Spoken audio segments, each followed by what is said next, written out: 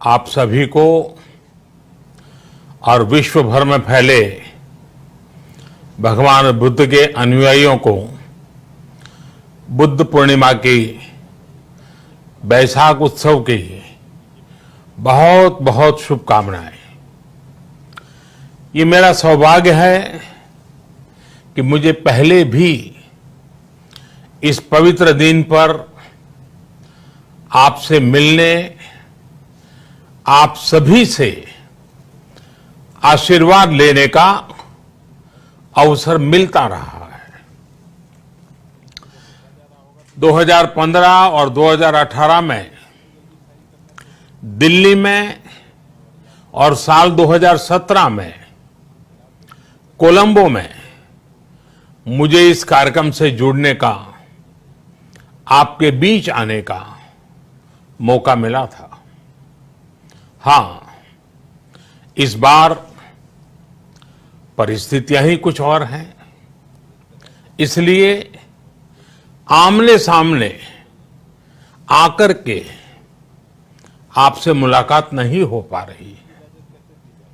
साथियों, भगवान बुद्ध का वचन है, मनो पुब्बम गमा धम्मा, मनोसेट्टा मनोमया, यानी धम्म मन से ही होता है, मन ही प्रधान है, सारी प्रवृत्तियों का अगुवा है। इसलिए आपका और मेरा मन का जो जुड़ाव है, उसके कारण सशरीर उपस्थिति की कभी उतनी महसूस नहीं होती। आपके बीच आना बहुत खुशी की बात होती, लेकिन अभी हालात हमें वो परमिट नहीं करते हैं और इसलिए दूर से ही टेक्नोलॉजी के माध्यम से आपने मुझे अपनी बात रखने का अवसर दिया। इससे बढ़कर के संतोष और क्या हो सकता है। साथियों, लॉकडाउन की इस विकट परिस्थितियों में भी वर्चुअल बैसाख बुद्ध पूर्णिमा दिवस समारोह, इसके इस आयोजन के लिए अंतर्राष्ट्रीय बौद्ध संघ प्रशंसा के पात्र है। आपके इस अभिनव प्रयास के कारण ही इस आयोजन में विश्व भर के लाखों अनुयायी एक दूसरे के साथ जुड़ रहे हैं। लुम्बिनी, बोधगया, सारनाथ और कुशीनगर के अलावा श्रीलंका के श्री अनुराधापुर स्तूप और वासुदेवा मंदिर में हो रहे समारोहों का इस तरह एकीकरण कितनी अद्भुत कल्पना है, कितना सुंदर दृश्य है। हर जगह हो रहे पूजा कार्यक्रमों का ऑनलाइन प्रसारण होना अपने आप में अद्भुत अनुभव है। आपने इस समारोह को कोरोना वैश्विक महामारी से मुकाबला कर रहे पूरी दुनिया के हेल्थ वर्कर्स और दूसरे सेवा कर्मियों के लिए प्रार्थना सप्ताह के रूप में मनाने का संकल्प लिया है। करुणा से भरी आपकी इस पहल के लिए मैं आपकी सराहना करता हूं। मुझे पूरा विश्वास है कि ऐसे ही संगठित प्रयासों से हम मानवता को इस मुश्किल चुनौती से बाहर निकाल पाएंगे, लोगों की परेशानियों को कम कर पाएंगे। साथियों, प्रत्येक जीवन की मुश्किल को दूर करने के संदेश और संकल्प ने भारत की सभ्यता को, संस्कृति को हमेशा दिशा दिखाई है। भगवान बुद्ध ने भारत की संस्कृति और इस महान परंपरा को बहुत समृद्ध किया है। वो अपना दीपक स्वयं बने और अपनी जीवन यात्रा में दूसरों के जीवन को भी प्रकाशित करते रहे। और इसलिए बुद्ध किसी एक परिस्थिति तक सीमित नहीं है, किसी एक प्रसंग तक सीमित नहीं है। सिद्धार्थ के जन्म, सिद्धार्थ के गौतम होने से पहले और उसके बाद इतनी शताब्दियों में समय का चक्र अनेक स्थितियों, परिस्थितियों को समेटते हुए निरंतर चल रहा है।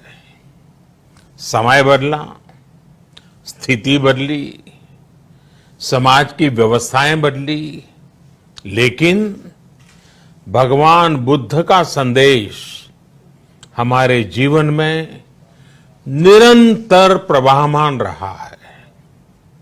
ये सिर्फ इसलिए संभव हो पाया है क्योंकि बुद्ध सिर्फ एक नाम नहीं है, बल्कि एक पवित्र विचार भी है।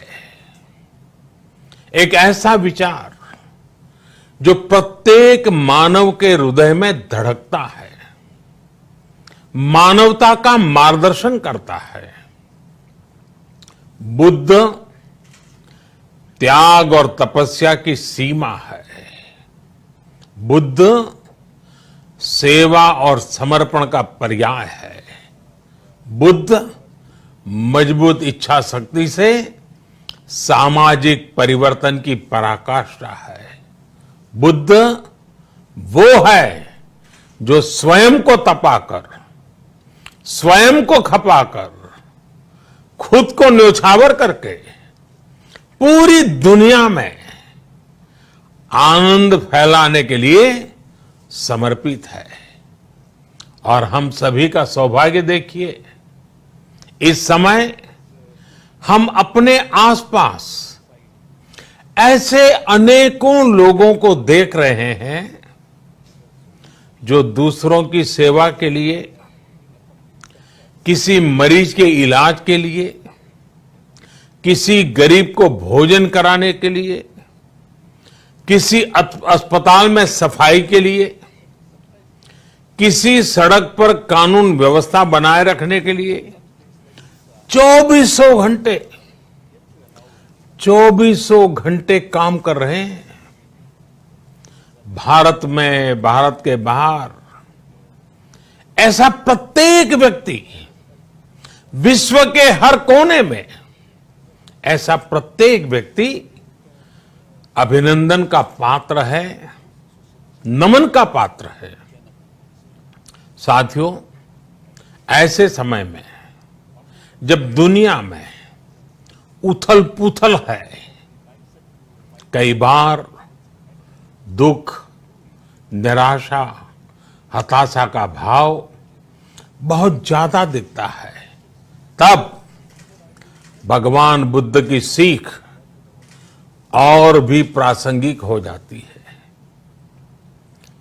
भगवान बुद्ध कहते थे कि मानव को निरंतर ये प्रयास करना चाहिए कि वो कठिन स्थितियों पर विजय प्राप्त करे, उनसे बाहर निकले। थक कर रुक जाना ये विकल्प नहीं हो सकता।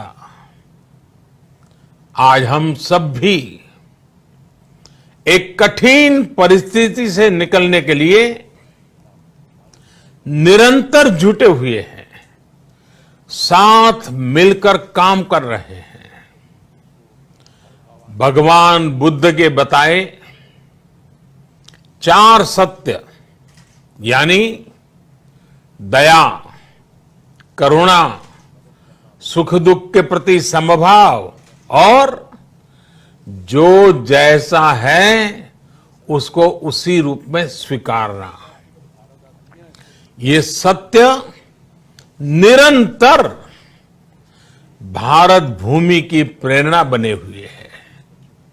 आज आप भी देख रहे हैं कि भारत निस्वार्थ भाव से बिना किसी भेद के अपने यहां भी और पूरे विश्व में कहीं भी संकट में घिरे व्यक्ति के साथ पूरी मजबूती से खड़ा है। लाभ हानि, समर्थ असमर्थ से अलग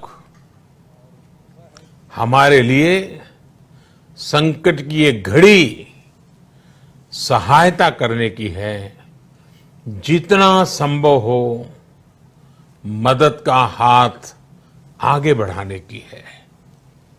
यही कारण है कि विश्व के अनेक देशों ने भारत को इस मुश्किल समय में याद किया और भारत ने भी हर जरूरतमंद तक पहुंचने में कोई कसर नहीं छोड़ी है।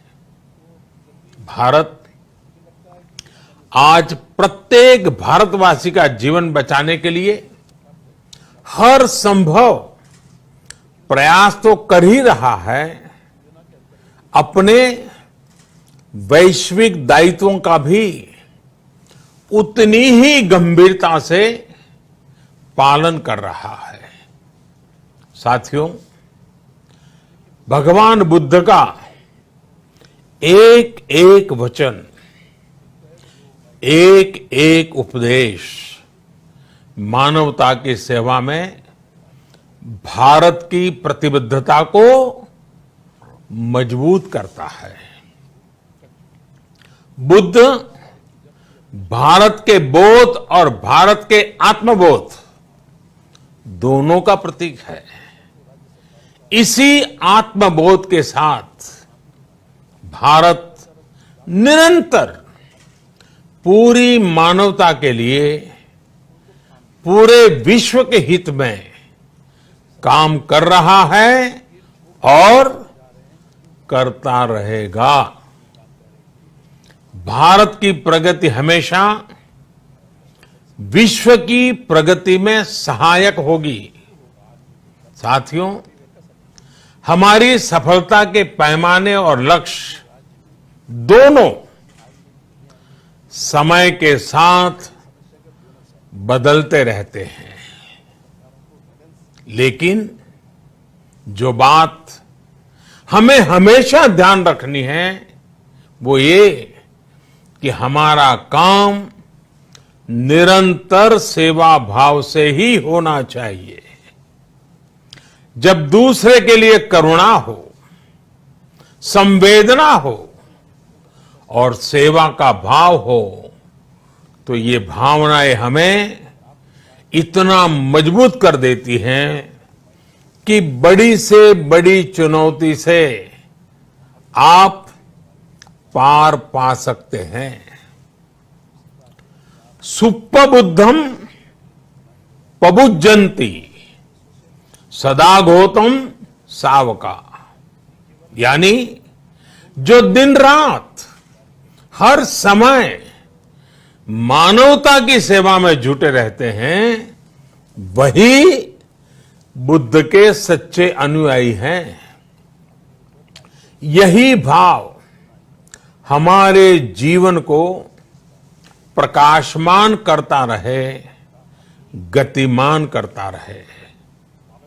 इसी कामना के साथ आप सभी का बहुत बहुत आभार।